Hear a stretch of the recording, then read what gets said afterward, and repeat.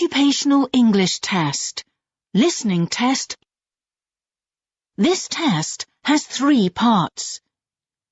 In each part, you'll hear a number of different extracts. At the start of each extract, you'll hear this sound.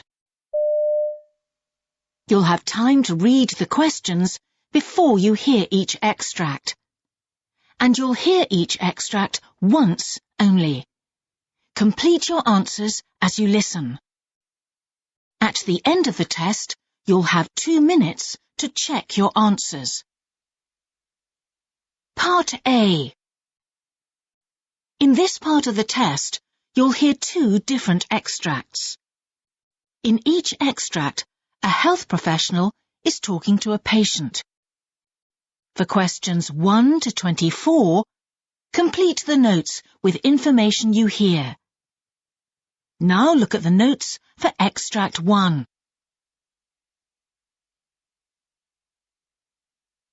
Extract 1, questions 1 to 12. You hear a sleep specialist talking to a new patient called Georgia Douglas. For questions 1 to 12, complete the notes with a word or short phrase. You now have 30 seconds to look at the notes.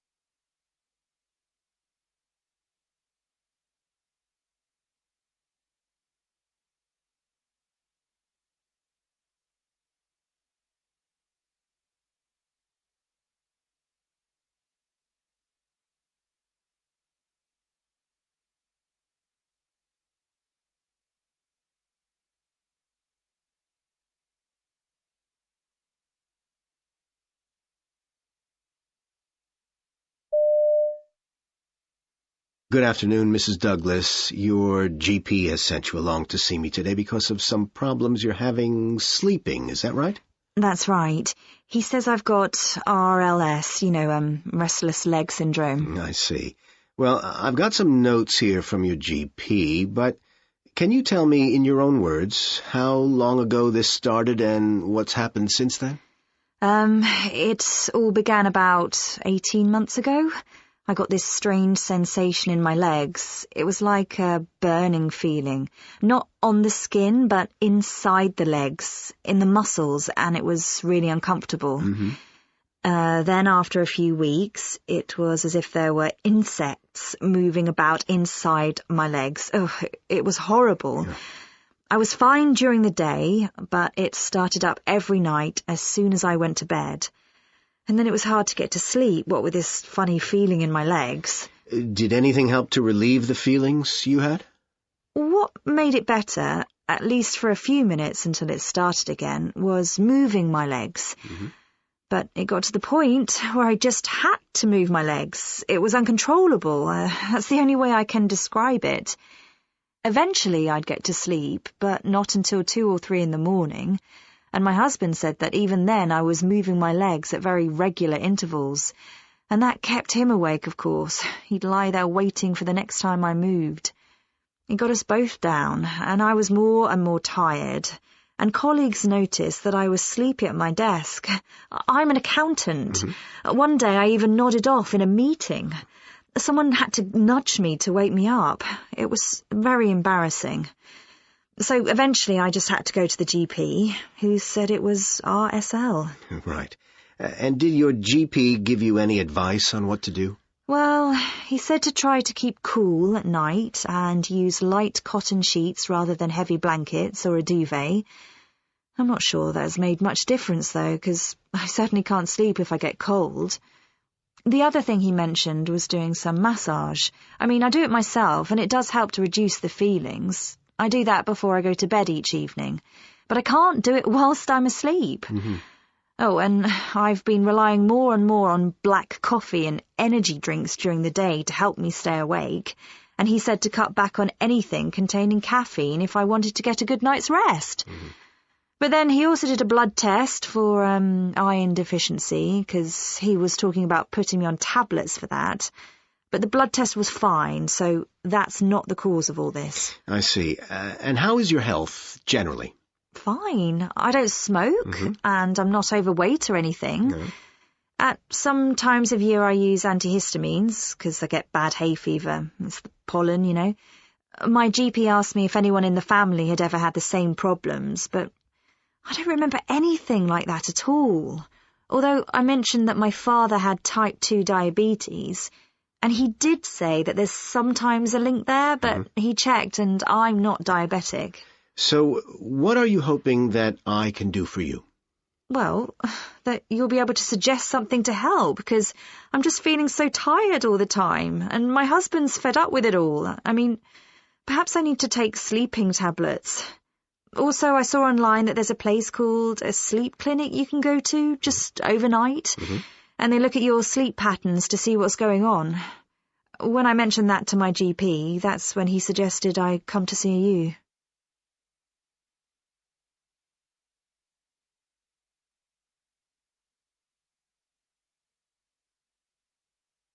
Extract 2. Questions 13 to 24. You hear a GP in a student health centre talking to a patient called Jason Bosworth.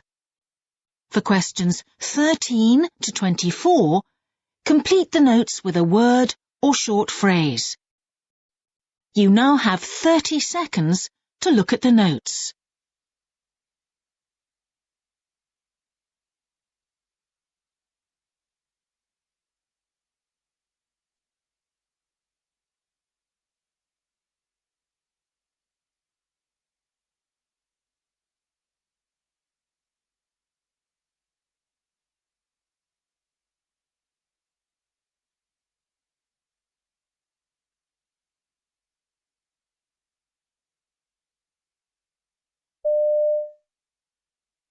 So, Jason, how can I help you today? Well, it's a bit of a long story. I think maybe I should have come to see somebody before, you know? Or perhaps I should have gone to the hospital when it first happened. I don't know. Okay, well, let's start at the beginning.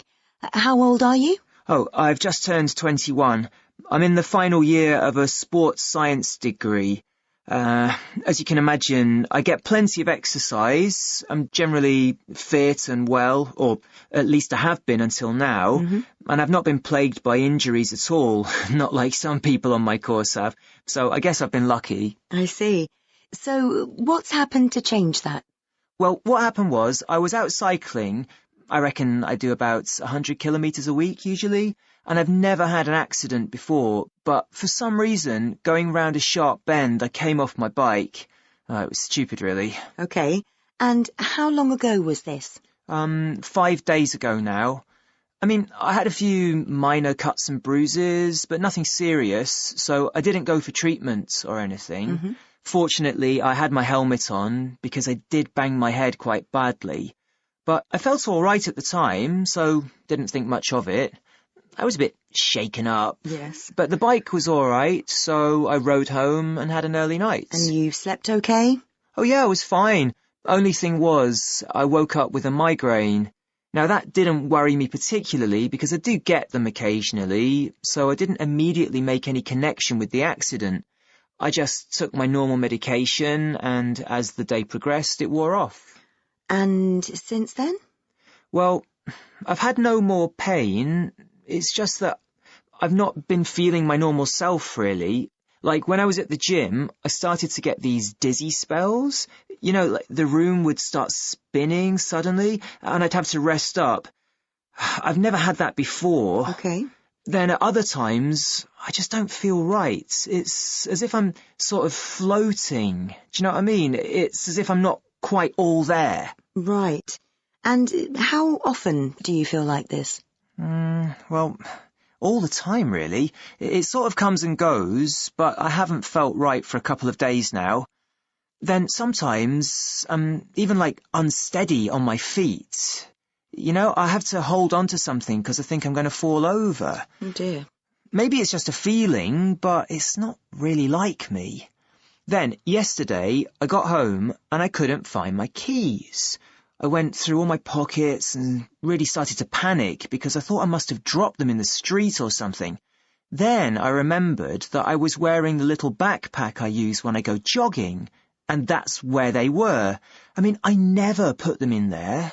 I had no memory of doing that whatsoever. It was weird. OK.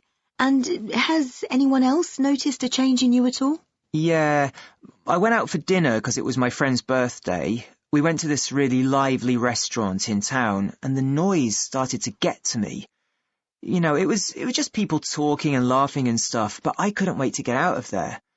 It wasn't really a great night, and afterwards, my girlfriend told me I'd been irritable for a couple of days, which isn't like me, so that's when I thought I'd better come and see somebody. Sure. And another reason is that I've got exams coming up, and I'm finding it really hard to concentrate. I've got a lot to do, so I need to knuckle down. And is there anything else worrying you? Anything else on your mind? There is another thing, actually. I've got a really big rugby match coming up. I'm in the college team, and it's the regional final. I really want to be fit enough for that, but I'm wondering if I'm well enough to play. OK, I'm beginning to get an idea of why you're concerned. What I'd like to do next is to run some tests.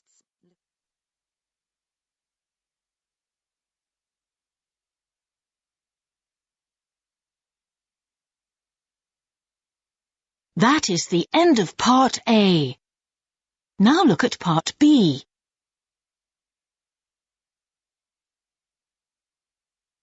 Part B. In this part of the test, you'll hear 6 different extracts. In each extract, you'll hear people talking in a different healthcare setting. For questions 25 to 30, choose the answer A, B or C, which fits best, according to what you hear. You'll have time to read each question before you listen. Complete your answers as you listen. Now look at question 25. You hear a nurse briefing a colleague about a patient. Now read the question.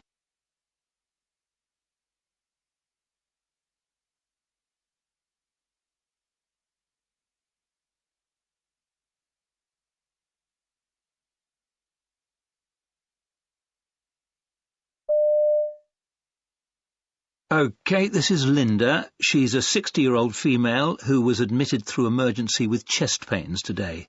She's abnormal ECG with a negative troponin so far, and she's reporting a 5 for her pain. That's down from 8 on admission. She's on a cardiac diet, so she's nil by mouth from midnight, and she's OK with that. Tomorrow morning she's down for a stress test. She has a right forearm 20 gauge with normal saline at 75. Linda's alert and oriented, and she can ambulate with assistance. She did report some dizziness in the ER, so we have a falls risk wristband in place. She's aware that if she needs to go to the bathroom, she needs to press the call button, but she's a bit resistant to the idea, so you need to keep an eye on her. She's also got 2 milligrams of morphine available for pain as needed every 4 hours. OK.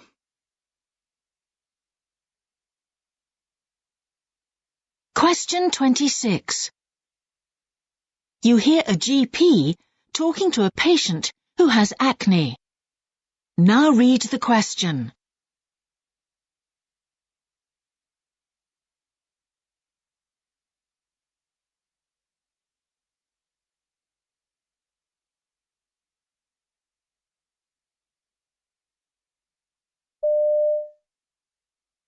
So how can I help you today? Well, basically, I've got a bit of acne, Doctor.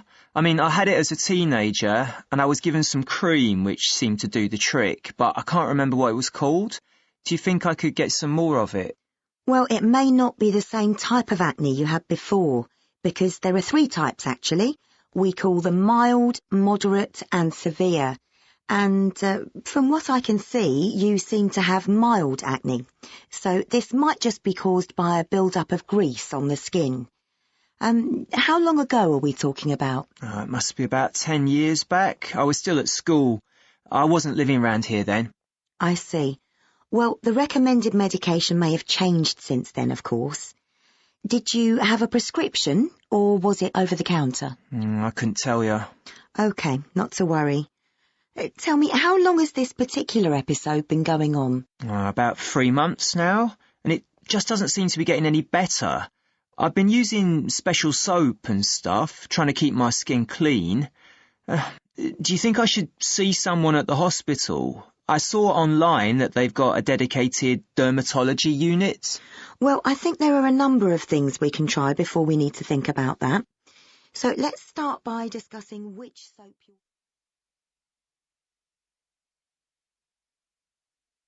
Question 27.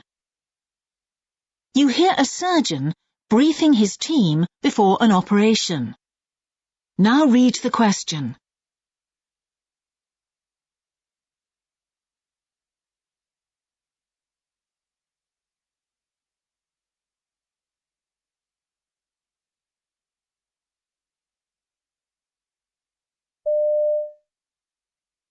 Our first patient of the day is a repeat laparotomy. He's got an unexpected finding after surgery for an appendix abscess. He's got a tumour at the base of the cecum. So he's going to need a bit more of a detailed laparotomy and resection. I suspect we're going to have to convert to open surgery sooner rather than later. I wouldn't open a lot of laparostic instruments at this stage, though. We'll just see how it looks. It's a couple of months since he had his original surgery. So just an entry port and one other? Yes, that's right. We don't expect any anaesthesia problems at the beginning because he's fairly fit and well, except for his epilepsy, which is under very good control. His BMI is also 35, but it shouldn't affect us. We don't need the obesity bed for him.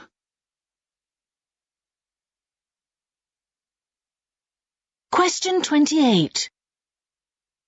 You hear a nurse educator telling a group of trainees about pressure ulcers. Now read the question.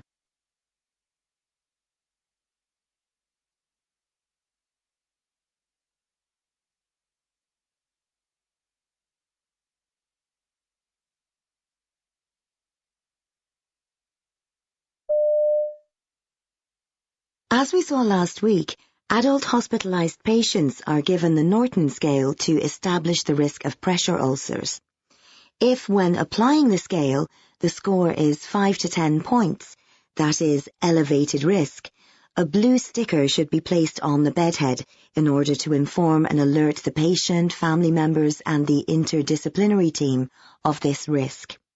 Once the patient is placed at blue level risk, the patient and the family must be informed of the care plan established to mitigate it, and a special clock will be placed at the bedside to prompt changes in position. In the case of pediatric patients, however, the scale isn't applied, but this is to do with the limitations of the scale rather than the absence of risk.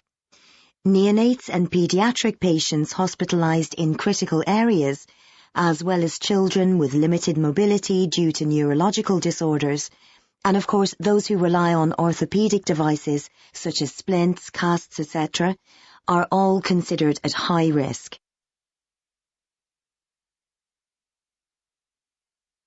Question 29. You hear a GP talking to a patient. Now read the question.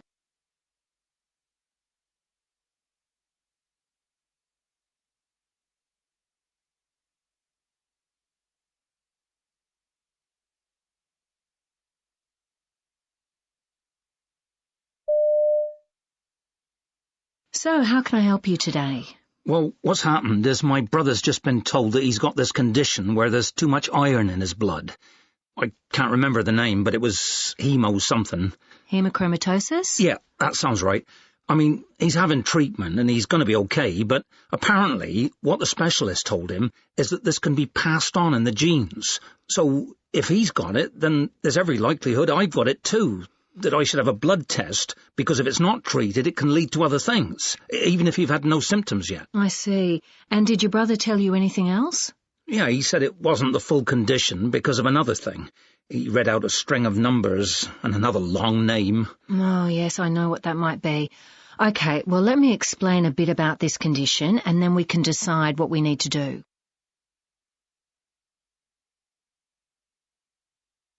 Question 30. You hear two nurses conducting a handover at the change of shift. Now read the question.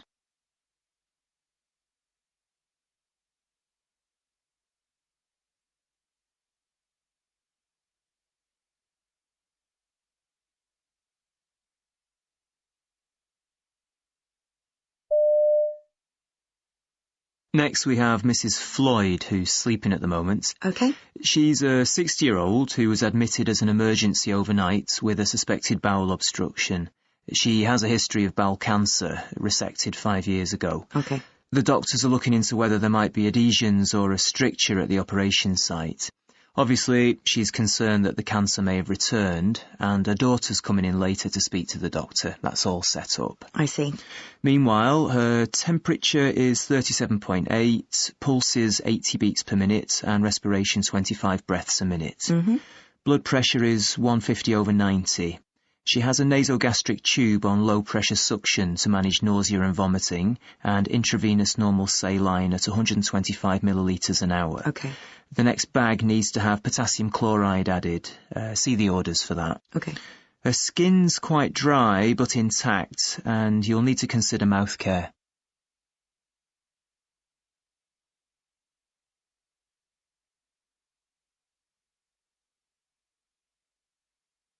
That is the end of Part B. Now look at Part C.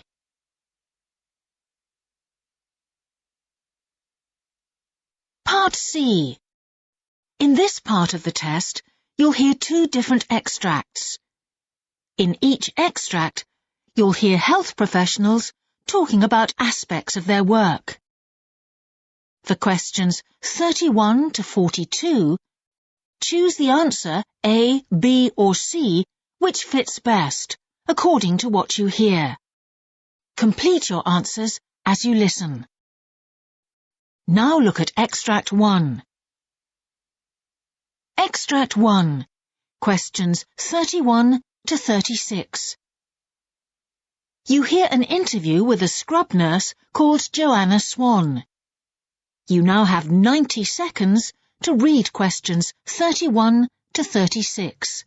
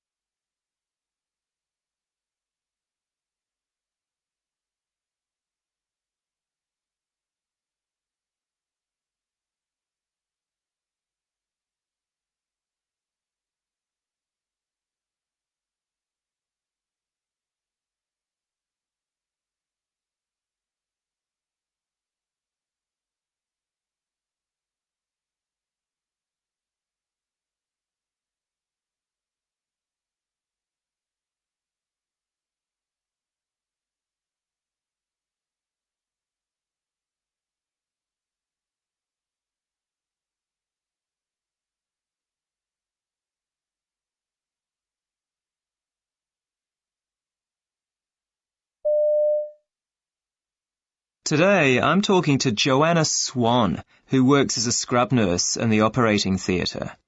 Joanna, firstly, remind us what a scrub nurse is exactly and where the name comes from. Sure.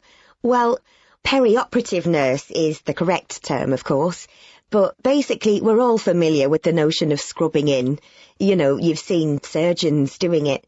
It's not just washing your hands, it's doing that very thorough cleaning to ensure you're completely sterile before you go anywhere near the patient or the surgical instruments. Mm-hmm. But the name scrub nurse doesn't quite capture the full role.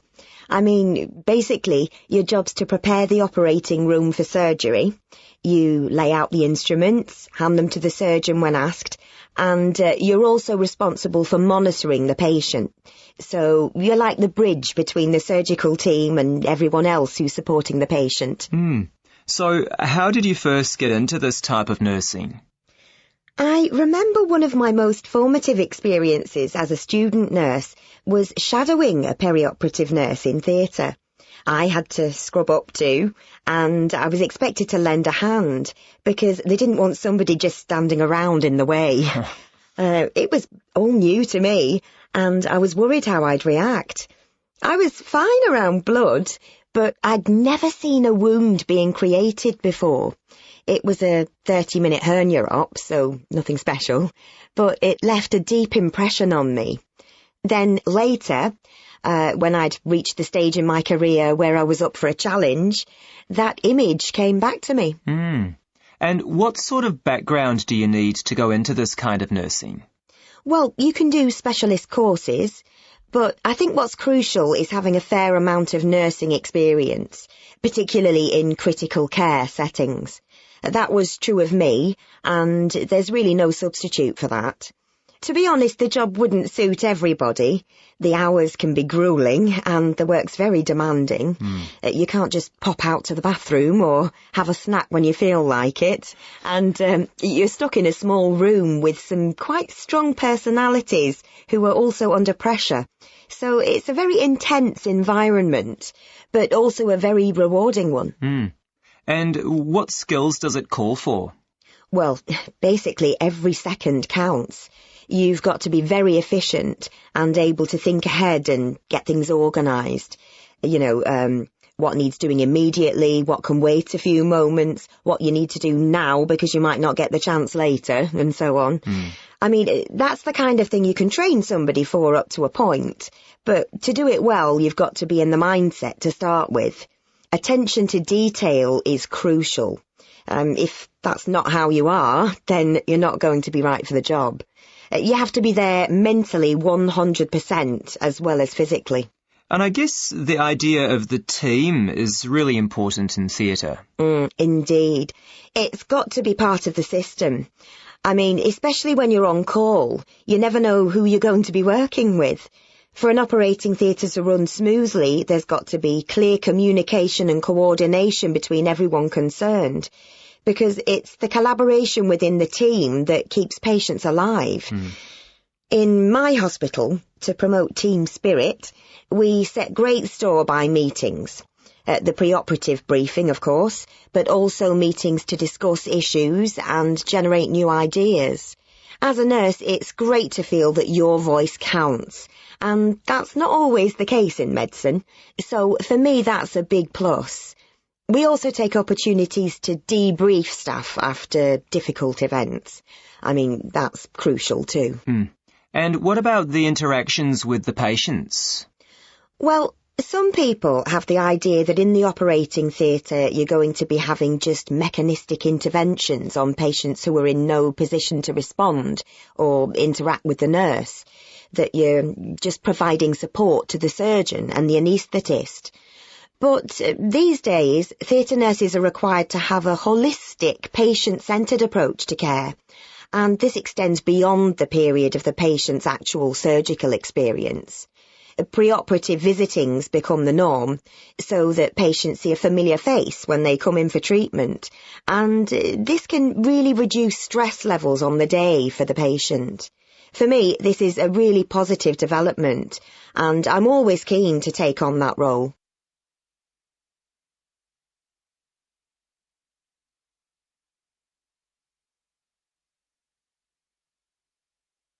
Now look at Extract 2. Extract 2, questions 37 to 42. You hear a junior doctor called Graham Holder giving a presentation on the subject of hand transplants. You now have 90 seconds to read questions 37 to 42.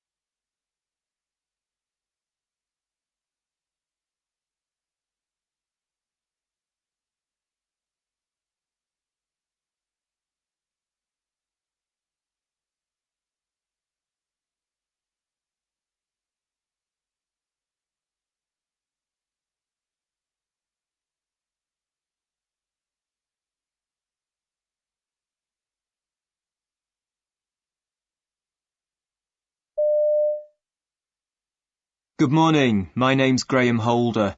I'm a junior doctor here at the hospital. The subject of my presentation today is hand transplants.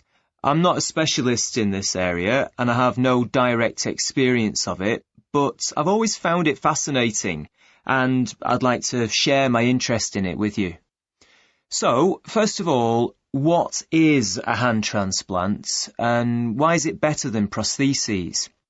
Well, it's a type of a CTA, that's a composite tissue allotransplantation, in which skin, fat, muscle and nerve bone are all transferred from one person to another. To date, it's largely been used to treat patients with both functional and aesthetic deficits that can't be dealt with by conventional methods, but this is changing. The mainstay of treatment for amputated limbs has long been prostheses, but patients often reject them because they only provide limited mobility and function, and they can be uncomfortable. In theory at least, transplanting a complete part should give much better results than even the most advanced prosthetic technology. So, more and more upper limb transplants are being performed around the world every year, and this is largely thanks to new and more powerful immune suppressive drugs. The strategies in use have been derived from the experience of transplanting organs, especially kidneys, and this has also informed the choice of drugs. Slightly higher amounts of immune suppression are used with a potent induction, followed by a low-dose maintenance regime. This regime can be supplemented by short courses of intensive therapy to overcome any episode of acute rejection. The survival rate of both patients and grafts under this regimen outperforms that for all other transplants. That's actually pretty impressive. At least one episode of rejection is recorded in 90% of cases, however, despite the immune suppressive protocol, and this is much higher than with kidney transplants. One reason for this is that hand transplantation represents a visible graft.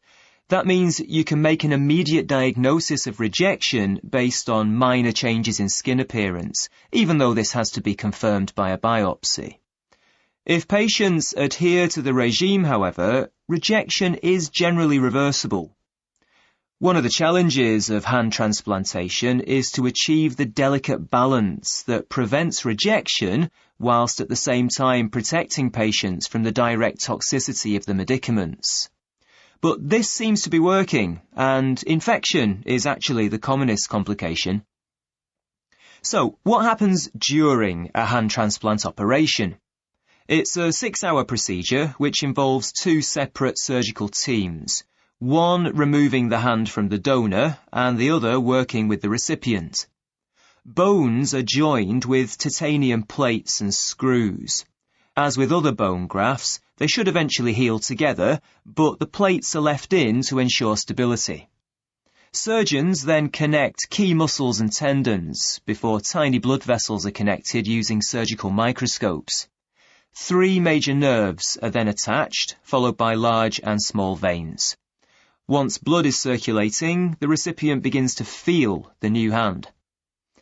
A recent case attracted a lot of interest in the UK. It was a bilateral transplant for a man who'd lost both hands in an accident at work. Now, bilateral transplants aren't so uncommon, but what made the case particularly noteworthy was the fact that he still had both his thumbs, but not the rest of his hands. So it wasn't a transplant performed at the wrist, as is usually the case, but in the substance of both hands. Nonetheless, immediately afterwards, he managed to gain some movement in his donor hands and has since improved dramatically. Indeed, just 9 months after the procedure, he was able to write a thank you letter to the surgeon. His recovery experience mirrors that of most transplant patients. The incredible thing about him is the speed at which he's gained that functionality. So, what about donors?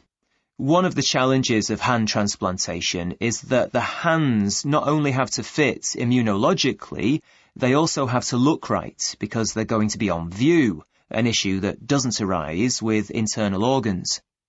That makes the job of finding an appropriate donor even harder. In any case, because hand transplantation is rather unusual, people have been slow to donate, and there have been occasions when surgeons had to ask for a donation when somebody's offered other organs, but not specifically the hands, and that's a really difficult thing to negotiate with next of kin at the time of death. The hand transplant programme is now established and it's becoming mature. It'd be nice to think that hand transplants could become as routine as kidney transplants. Setting up a donor network is the next goal.